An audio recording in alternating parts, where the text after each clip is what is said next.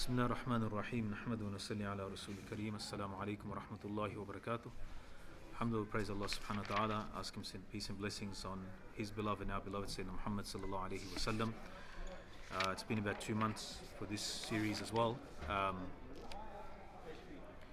The book is Ahwaalul Quboor. The literal translation is horrors of the grave.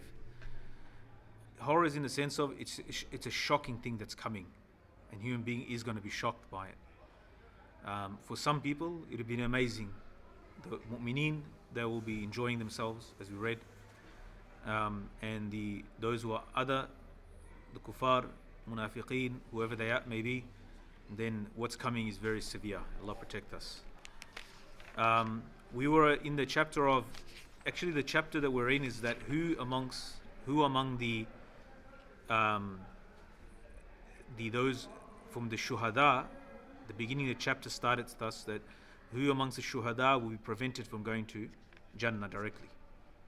And he talked the hadith about the people who don't pay their debts, they have outstanding other people's rights, the Rasul wouldn't pray janazah for such people. And then it started, where are the souls? So there's a discussion, ikhtilaf on this. So generally we have ikhtilaf on where you put your hand in salat, how you move your finger. These are, we think is ikhtilaf. Because these are like I said, right at the beginning of the book, that Azabul Qabr is accepted. Ahlul Sunnah al Jamaat across the board accept Azabul Qabr. This is one of the beliefs, and based on the Quran and the Hadith, this is sufficient. There's sufficient information established. These are the details. In the details, there is difference of opinion. Like what's in the Qabr? Where's the ruh? Right? We read the whole chapter on the arwah of the shuhada, as per the Hadith of Rasulullah sallallahu alaihi wasallam. The arwah of the shuhada, they're in Jannah. Allah puts their ruh in in one riwayah, the green birds, and they fly throughout Jannah. So then there's, what about everybody else? Where are they? So there's a discussion on it. So we started last time that their souls are stuck to the courtyard of the area around the graves. The grave that they're in, the body is buried in, the arwah, the souls stay there. Right? And then there's arguments presented for that, and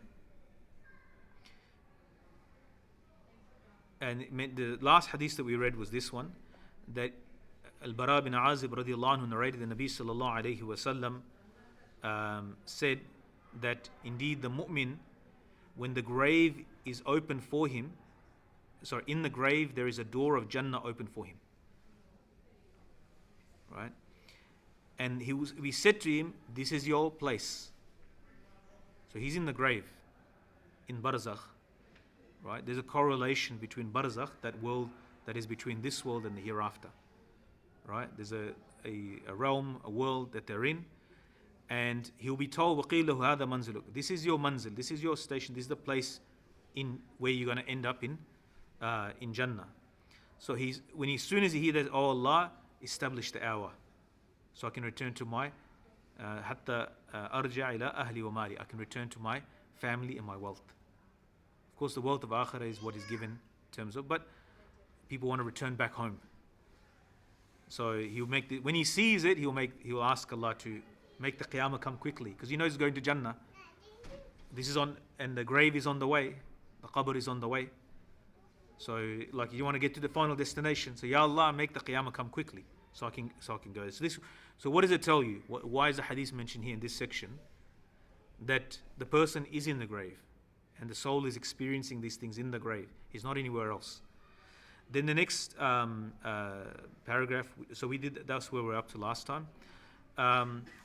As for the salam to the people of the grave, it's not a proof. He's saying that it's not a proof. It's not a proof that souls are in the courtyard of the graves, because we give salam, or salam is given to the graves, anbiya and shuhada, and their souls in a'la illiyin, in Jannah, or the seventh sky. There's different views on what illiyin is mentioned in the Quran. That the seventh sky, it's Jannah, and so forth. But with this, there is still a connection with their body, their physical body. Despite them being in a'la illiyin, there's still a connection to their body. And nobody knows the reality except for Allah subhanahu wa ta'ala. Right? Nobody knows what the connection is and how this works, this technology works. There's a reality of this works. But even today, just today, I was just on a Zoom call now. I'm connected. I got a class tonight at 2 o'clock, 2 a.m. and the teacher's in India. I'm the only one in Australia. The rest of them are in the UK. The ulama is a class. So having a Zoom call, there's a connection. Does IT know the reality of that? But this technology, or this reality, I'm saying technology just so we put it in terms that we can understand. It's something. And he said, there are many, Imam Ibn Rajab Al-Hanbali, because this book was written 600 years ago or so. Imam Ibn Rajab Al-Hanbali, a great Hanbali scholar. Imam, probably the greatest alim of his generation. And he said that there are many hadiths that are directly established and many indirectly, meaning a sahabi said something which he learned from Rasulullah without attributing to Rasulullah. It's not directly established. Or there are direct hadiths and indirect hadiths, right? Those marfu' and mawquf. So marfu' are those hadiths that you can say Rasulullah said this without any. So there are hadiths like that, and there are others that you cannot say, but it corroborates the meaning of that which is authentic. And from that is Abdullah, for example, Abdullah bin Amr bin As, radiallahu anhuma, he said, that you see a sleeping person, that his soul goes to the arsh, but it's still connected to his body. The ruh comes out of the body, as we know in the hadith. The ruh comes out of the body when a person sleeps. He goes, in the sleep he can go to the arsh, right? He can go to Pakistan, he can go to other, wherever you want to go, I guess, where you think you should be going. But there is a connection. The soul is somewhere else. The body is still here in Melbourne, right? And he said the speed with which, when you wake up, how quickly it comes back. Right? The soul can be at the arsh, and you wake up and you're back in Melbourne again. So what is a speed like this? So he said that the souls of the dead, they are more disconnected despite their connection with the body. They're still connected with the body, but their separation is more stronger for the dead person than the one who's asleep. And for it to go from the heavens and come to the earth and return to the grave, this is not something beyond the realm of possibility. So he's giving some, as well, it's coming from a Sahabi radiallahu anhu, a logical reasoning. So this is why should it be a thing of surprise when we experience even ourselves, as we're not even prophets, and in this world people experience it. So he mentioned another narration here, Sa'id bin Musayyib, that Salman Farsi radiallahu anhu, that he said to Abdullah bin Salam radiallahu anhu, he was a Yahudi, became Muslim, was a rabbi, he became Muslim, Sahabi. He said that indeed the souls, in one of the ulama of Sahaba as well, and these are all ulama. Sa'id bin Musayyib is considered the Khairut Tabi'een, the best of the Tabi'een, the second generation. Like him, Uwais Qarni and Hassan Basri. These three are considered the Khairut Tabi'een, the top three Tabi'een, the second generation. Like the outstanding figures of that in deen and ilm and taqwa. So he's one of the great muhaddithin, ulama, narrators, hadith, Sa'id bin Musayyib. He said that Salman Farsi radiallahu anhu said to Abdullah bin Salam, that indeed the arwah, the souls of the mu'minah in the barzakh, in the earth, they go wherever they want. And the souls of the kuffar are in the sijjin. And Ali bin Zayd, but however, the person who narrated this, Ali bin Zayd, laysa bil hafidh, he was not a hafidh, he was not a very good, in his memory, he wasn't strong, he didn't have a strong memory. And Yahya bin Sa'id, one of the muhaddithin, Ansari, he opposed him, not opposed him in the sense of he disagreed with him, despite his azmatihi wa jalalati wa hifzi. He disagreed with him. He disagreed with him despite his greatness. He said that no, he made it. There's a mistake here. Wallahu alam. So he's giving Imam Ibn Rajab, what he does is to prove a point. He gives all the arguments, then he gives counter arguments as well, like to show that this is not set in stone. There are differing views on the issue. Imam Malik rahimahullah, it's narrated from Imam Malik rahimahullah, and this is already mentioned before, that the souls, they go wherever they want. And Ibn Abi Dunya, and one of the other rawis said that I've heard Imam Malik say this.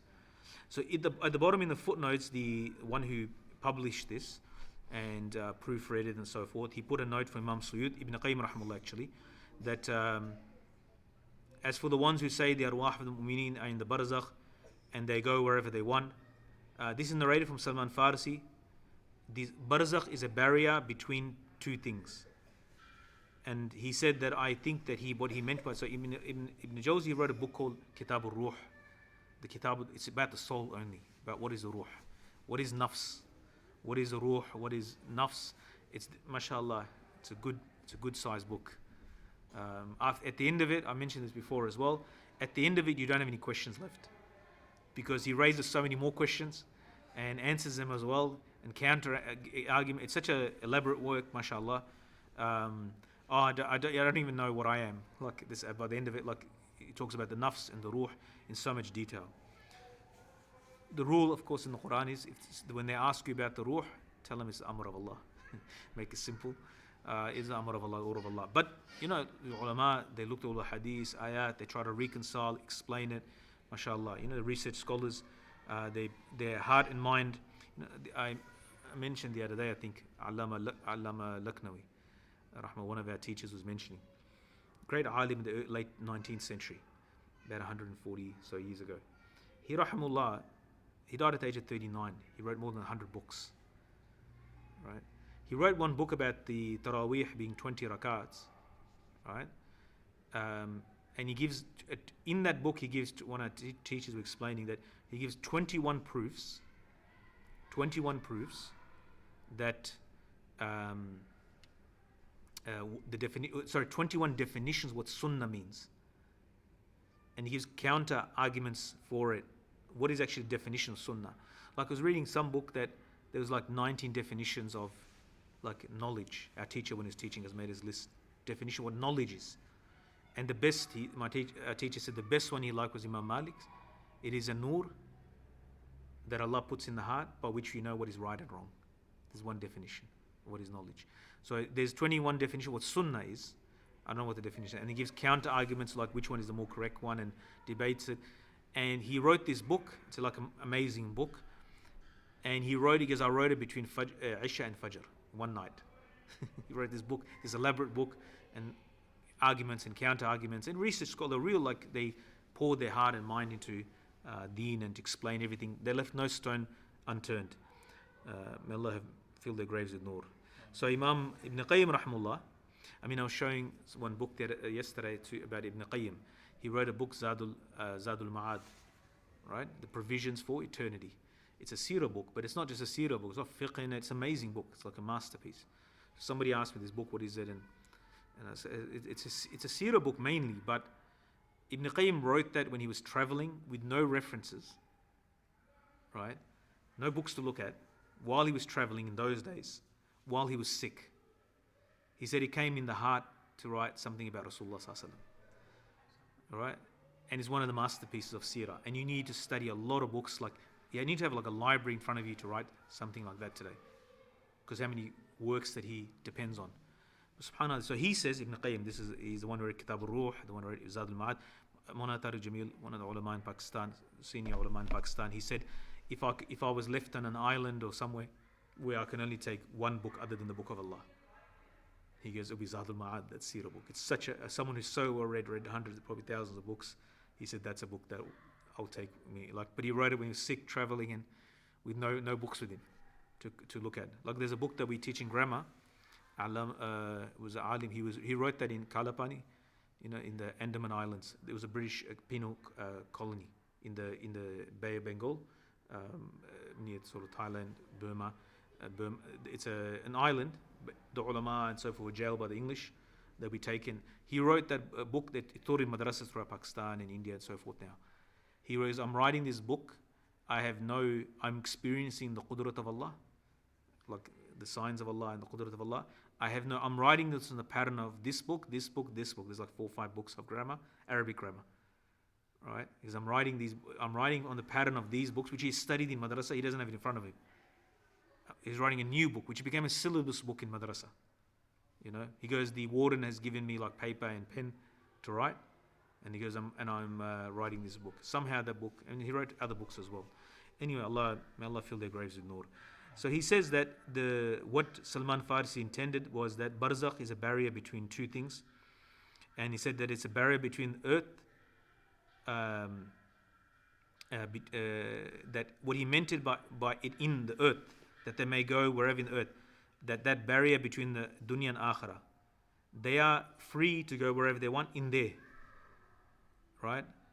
And this is a very strong. This is probably the strongest view, because he's left his dunya, and he's on the way to akhirah, and he's not in akhirah yet. He's in barzakh, in between the two. So there must be a correlation between the barzakh and this world, and also hereafter. It's in between, things. So it's not exact like he's like they're walking around, they're coming to the masjid, UMMA Centre, because they spend a lot of time here, and then they're going to their house.